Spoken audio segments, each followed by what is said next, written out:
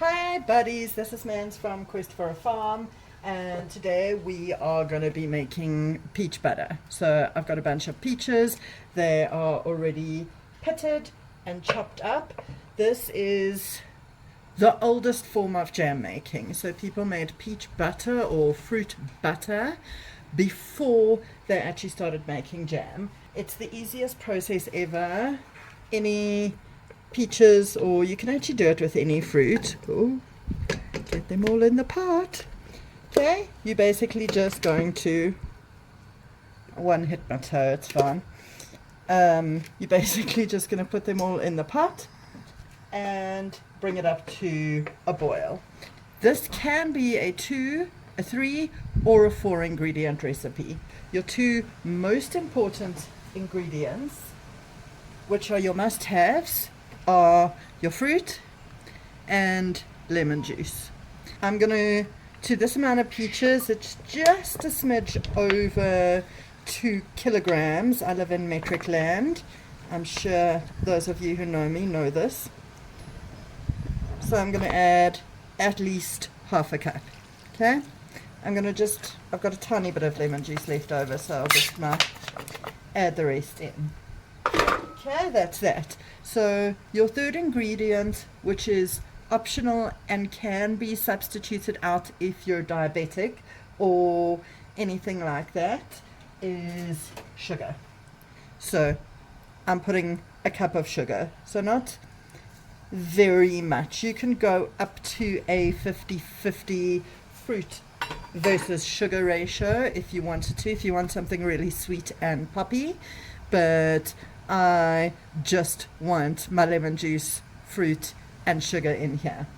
Now what we're going to do is we're going to stir it, mix all of these ingredients, and bring it up to a boil.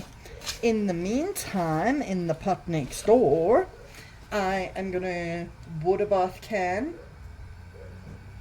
my peaches once they peach butter. So I've got my water bath canner with my jars busy sterilizing inside. Those of you who know me also know that I've got the propensity to hot pack things. Not FDA approved. Do whatever you feel is safe. Then I've got my tongs here that I'm going to use to get my lids out. I have got my canning tongs, and I'm going to use them to move my bottles around. Then I've got, as we call it in South Africa, a lappie, a little cloth, and just some normal vinegar, which I'm going to use to clean the bottles. That's it. The fourth ingredient I was telling you about, you may or may not want to add it, is salt. You can add a bit of salt, it brings out flavors, but I'm kind of trying to go a little bit more low sodium, so no salt. But feel free. You can add any herbs and spices. I know my mom likes to add a little bit of chili into hers. Alright, you can see it's starting to boil now. The peaches have released quite a bit of water, but if I stir it, my boil goes away. So that's not what we want. We want to bring it up to a boil where I can't stir the boil down. So now I have to wait a little bit for it to come up to the boil. What I want is to get to that point where if I stir it, I stir the boil right down. Okay, I've switched plates. I just put this one on the bigger plate, so you can see we're now at a boil, and as I stir it, it continues boiling. So I'm not stirring that boil away. Now you are going to stay with it for the next 20 to 30, even up to 40 minutes. You're going to make sure that it boils rapidly while your jars are busy sterilizing in their boiling water, and you're going to stir it every now and again. Here we go.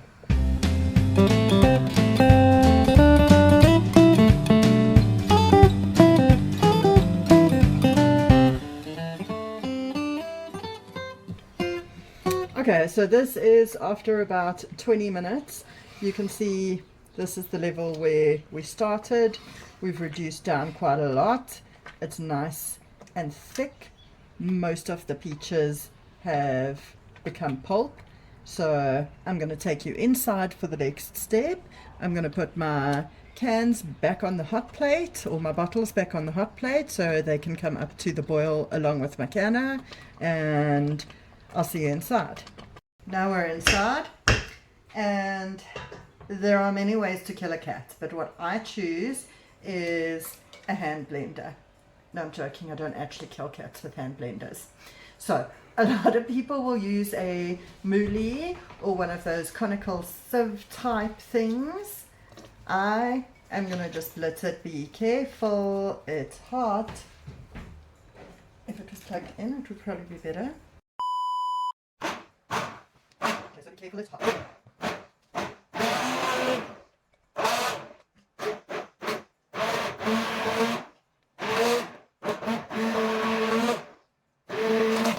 Ooh, let me rather splash my cameraman.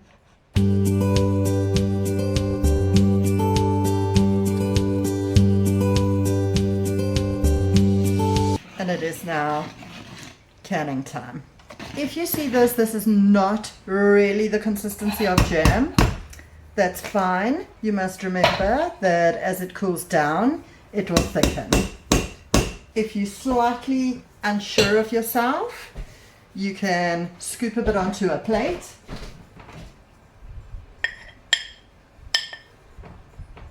And you can see as it's cooling down, it will stiffen up. And it is no longer runny.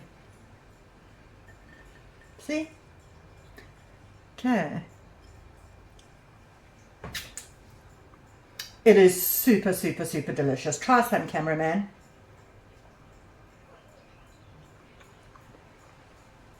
Cameraman just gave us a thumbs up. He likes it. Now we're going back outside to go straight onto our canning. Okay, so now we are going to start taking our jars out of our canner. Okay, we are going to grab our canning funnel. I'm going to start with the smaller ones and then move to the bigger ones as we go.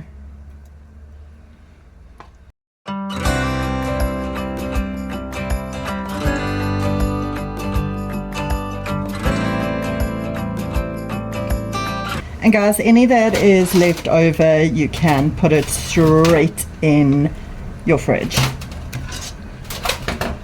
In my family, this will be gone in minutes.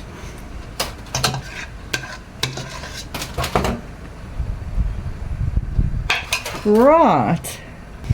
Okay, now you can see I've messed a little bit here, there, and everywhere, and we want to make sure that there's nothing that is going to prevent a seal on our cans. So we're going to take our cloth, give it a good wipe with some vinegar.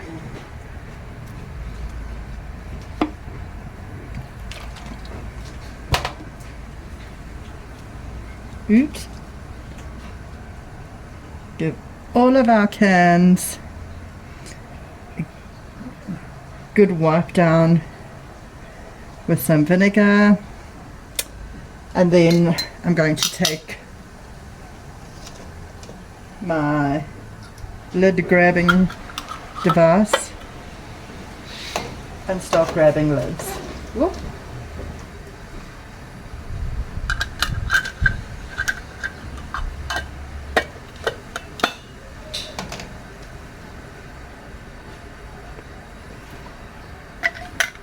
Okay, we're going to put the lids onto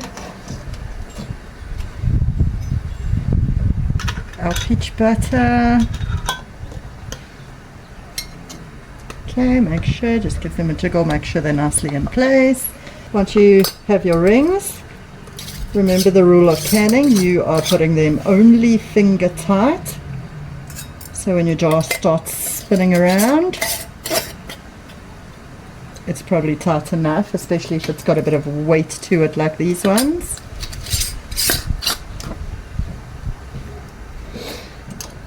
And our last little baby narrow mouth jar. Now, into the canner they go. If I use it the right way around, it would also help. Oh my word. I'm having a day today, I don't know if y'all can tell. Okay, you want to make sure that your water is sitting just a bit above the lids of the cans, and they are going to stay in there for a good 10 minutes. Okay, our 10 minutes is up. Our little guys have been canning, so we're going to turn the heat off and pull them out. They're looking great, and we are going to just wait and see if they seal. If they seal, you'll hear a little pop sound coming from them. If they don't seal, that's fine. They can sit in the fridge for a good couple of months, but the sealing just means all the excess air has escaped and they are shelf stable. You don't need to refrigerate them. You don't need to can them at all. If you don't want to, you can put it straight into the freezer. It will last for months and months and months.